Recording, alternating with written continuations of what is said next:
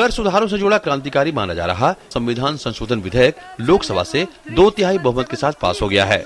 बहुप्रतीक्षित वस्तु एवं सेवा कर यानी जीएसटी विधेयक को संसद की स्थायी समिति के पास भेजने की कोशिश में लगे कांग्रेस जैसे दलों की रणनीति सरकार के कुशल प्रबंधन से धरी रह गई। आखिरी वोटिंग के दौरान जीएसटी विधेयक के पक्ष में 352 वोट और विरोध में 37 वोट पड़े। विपक्ष के संशोधन या तो भारी बहुमत से खारिज हो गए या फिर उसे वापस ले लिया गया। इससे पहले वित्त मंत्री अरुण जेटली ने पूरे सदन से इस विधेयक को पास करने की अपील करते हुए कहा कि विधेयक को लेकर पिछले 12 साल से चर्चा हो रही है। विधेयक को संसद के स्थायी समिति के पास भेजने से इसे लागू करने में 1 और साल की देरी लग सकती है।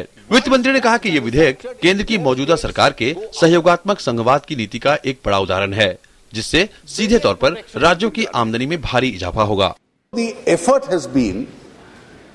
Of the consistent exercise which has gone on from 2003 onwards, how do we come to a system which will bring the prices down in the long run? It may bring inflation slightly down, and economists estimate that it has the potential to give a boost to India's GDP itself. It also helps in empowering the states because the kitty of the states itself would increase. चर्चा के दौरान कांग्रेस ने विधेयक को स्थायी समिति के पास नहीं भेजने के मुद्दे पर वॉकआउट किया तो अन्ना द्रमुक ने विधेयक का विरोध किया। इस मसले पर तृणमूल कांग्रेस पूरी तरह सरकार के साथ खड़ी दिखाई दी तो बीजू जनता दल और वाम दलों के नरम रुख की वजह से भी विधेयक को भारी समर्थन मिला। जब कभी ऐसे चीजों पर बहस होती है, इसको गंभीरता से लेने के लिए ही स्टैंडिंग कमेटी का गठन किया गया था, ताकि वहाँ पर डिटेल चर्चा हो और चर्चा होने के बाद वो सदन में आए। We are also insisting let this bill go to one second standing committee. That is our party stand. That therefore, and we are not for the UPA government's GST bill and also this NDS bill. We are against this bill.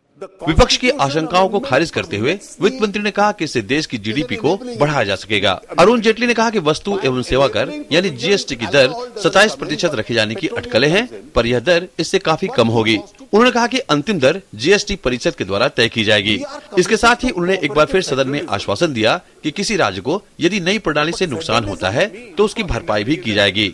Service tax will go to the states. Petroleum and alcohol is already with the states. 1% additional tax will go to the states, and I don't foresee a possibility of any state being in a loss. And if any state is in a loss, the Constitution Amendment itself says in clause 19 that center for the 5 years will continue to underwrite that loss as far as the states are concerned.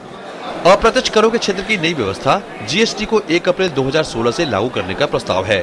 GST में केंद्र और राज्यों में लगने वाले सभी अप्रत्यक्ष करों को समाहित कर दिया जाएगा।